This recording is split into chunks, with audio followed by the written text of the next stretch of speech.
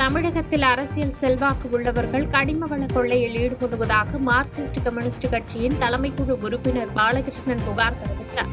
தஞ்சையில் பத்திரிகையாளர்களை சந்தித்த அவர், சிறப்பு தீவிர வாக்காளர் பட்டியல் திருத்த பணிகளால் தமிழகத்தில் பல லட்சம் வாக்காளர்கள் நீக்க வாய்ப்பு உள்ளதாக குற்றம் சாட்டினார். டெல்டாவில் இந்த ஆண்டு குறுவை சாகுபடி அதிக அளவில் செய்யப்பட்டது ஒருபுறம் மகிழ்ச்சி என்றாலும் கொள்முதல் விஷயத்தில் போதுமான முன்னேற்பாடுகளை தமிழ்நாடு அரசு செய்யவில்லை என்று குற்றம் சாட்டினார். இதனால் விவசாயிகள் பாதிக்கப்பட்டுள்ள நிலையில் நெல்லின் ஈரப்பதத்தை 22% உயர்த்த வேண்டும் என்று கேட்டுக் கொண்டார். இது தொடர்பாக மத்திய குழுவினர் ஆய்வு செய்து மத்திய அரசுக்கு அறிக்கை அனுப்பியுள்ள நிலையில் மத்திய அரசிடமிருந்து ஈரப்பதம் தொடர்பான அறிவிப்பு இதுவரை வரவில்லை என தெரிவித்தார். மேலும் அரசியல் செல்வாக்கு உள்ளவர்கள் கனிம வள கொள்ளையில் ஈடுபடுவதாக பகிரங்க குற்றச்சாட்டை முன்வைத்தார். அவருடைய அறிக்கையை தான் அரசாங்கமே நீதிமன்றம் ஏற்றுக்கொண்டு ஒரு பெரிய விரிவான தீர்ப்பு 600 பக்கத்து கொடுத்தாங்க, 200 பக்கத்து. அப்படிப்பட்ட வழக்கறிஞரையே தாக்கியிருக்காங்க. கொடுமை என்னன்னா, இந்த தாக்குதல் நடக்கிற போது காவல்துறையும்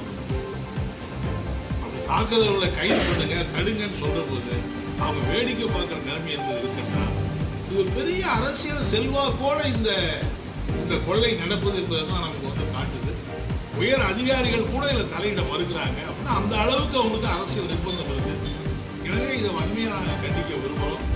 மயிலாடுதுறையில் மாவட்ட திமுக சார்பில் என் வாக்குச்சாவடி வெற்றி வாக்குச்சாவடி என்ற தலைப்பிலான வாக்கு நிலை முகவர்கள் மற்றும் பிடிஏ ஆலோசனை மற்றும் பயிற்சி கூட்டம் நடைபெற்றது. மயிலாடுதுறை மாவட்ட திமுக சார்பில் என் வாக்குச்சாவடி வெற்றி வாக்குச்சாவடி என்ற தலைப்பிலான வாக்குநிலை முகவர்கள் மற்றும் வாக்கு டிஜிட்டல் முகவர்கள் ஆலோசனை மற்றும் பயிற்சி கூட்டம் நடைபெற்றது. சட்டமன்ற உறுப்பினர் நிவேதா எம் முருகன் தலைமையில் நடைபெற்ற இந்த கூட்டத்தில் அமைச்சர்கள் KN நேரு, சிவவி மெய்யநாதன் ஆகியோர் சிறப்பு அழைப்பாளர்களாக பங்கேற்று வாக்குச்சாவடி வாக்குநிலை முகவர்கள் மற்றும் டிஜிட்டல் முகவர்களுக்கு பல்வேறு ஆலோசனைகளை வழங்கினர். இக்கூட்டத்தில் வாக்காளர்கள் தொடர்பான சரியான தரவுகளை எவ்வாறு உறுதி செய்வது, வாக்காளர் பட்டியல் திருத்தம் மேற்கொள்வது உள்ளிட்ட பல்வேறு ஆலோசனைகள் வழங்கப்பட்டன.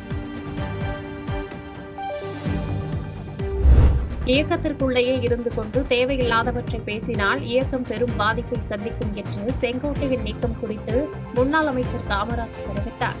திருவாரூரில் நடைபெற்ற மாவட்ட அதிமுக சார்பில் பாக முகவர்கள் கூட்டத்திற்கு தலைமை தாங்கிய பின்பு செய்தியாளர்களை சந்தித்த அதிமுக முன்னாள் அமைச்சர் காமராஜ், திமுக கூட்டணியில் உள்ள கட்சிகள் அப்படியே இருக்கும் நிலையில் அதிமுகவில் சிலர் பிரிந்து செல்கிறார்களே என அமைச்சர் நேரு கூறியுள்ளது குறித்த கேள்விக்கு பதிலளித்த காமராஜ், அதிமுக கூட்டணி பலமாக உள்ளது. வருகின்ற தேர்தலில் அதிமுக வென்று பழனிசாமி முதலமைச்சராக வருவார் என கருத்து கூறினார். அதிமுகவில் குடும்ப அரசியல் உள்ளதாக செங்கோட்டையன் கூறியுள்ள குற்றச்சாட்டு குறித்த கேள்விக்கு பதிலளித்த அவர், இவ்வளவு நாட்கள் அவருக்கு இது தெரியவில்லையா என்று கேள்வி எழுப்பியதோடு, இயக்கத்திற்கு உள்ளேயே இருந்து கொண்டு தேவையில்லாதவற்றை பேசினால் இந்த இயக்கம் பெரும் பாதிப்பை சந்திக்கும் என்று செங்கோட்டையின் நீக்கம் குறித்து தெரிவித்தார். கூட்டணி தான் உங்களுக்கு, நாங்கள் பலமாக இருக்கிறோம், எங்களுடைய கூட்டணியும் பலமாக இருக்கிறது, அது தெரியும், போக போக தெரியும், பேசுகிறவர்களுக்கெல்லாம் போக போக தெரியும். எங்களுடைய கூட்டணியும் பலமாக இருக்கிறது. அதிமுக ஆட்சியில் அமர வேண்டும், எடப்பாடியார் மீண்டும் முதலமைச்சர் ஆக வேண்டும் என்று மக்களும் தெளிவாக இருக்கிறார்கள்.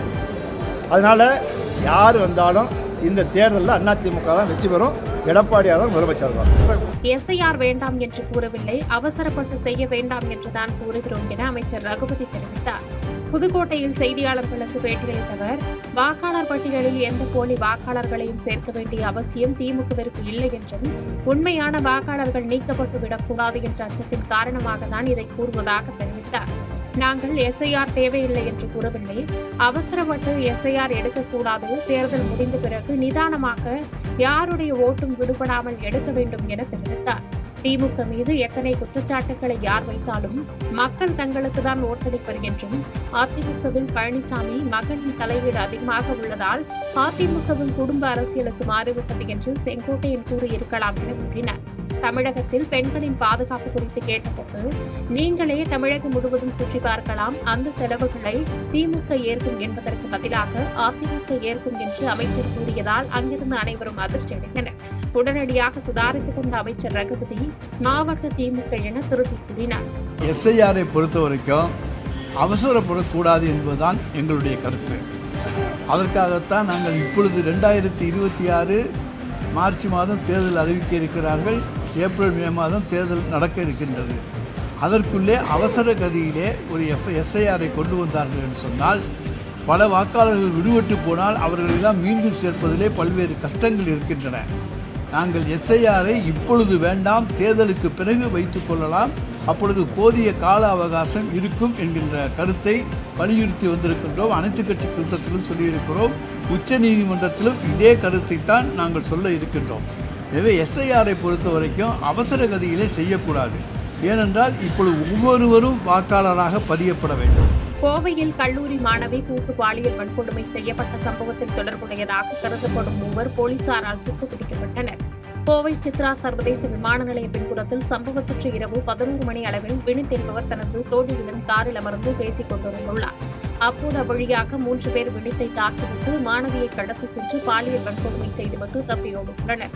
தாக்குதலில் படுகாயமடைந்த வினித் காவல் நிலையத்திற்கு தகவல் தெரிவித்ததை அடுத்து சம்பவ இடத்திற்கு சென்ற போலீசார் விமான நிலையத்திற்கு பின்புறமாக இருந்த காலியான இடத்தில் மயக்க நிலையில் கிடந்த மாணவியை மீட்டு மருத்துவமனையில் அனுமதித்தனர்.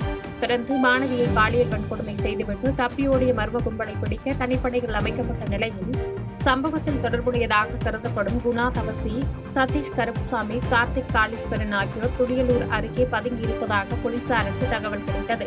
போலீசார் அந்த பகுதிக்கு சென்று அவர்களை பிடிக்க முயன்ற போது அவர்கள் 3 பேரும் போலீசாரை தாக்கிவிட்டு தப்பி ஓட முயன்றனர்.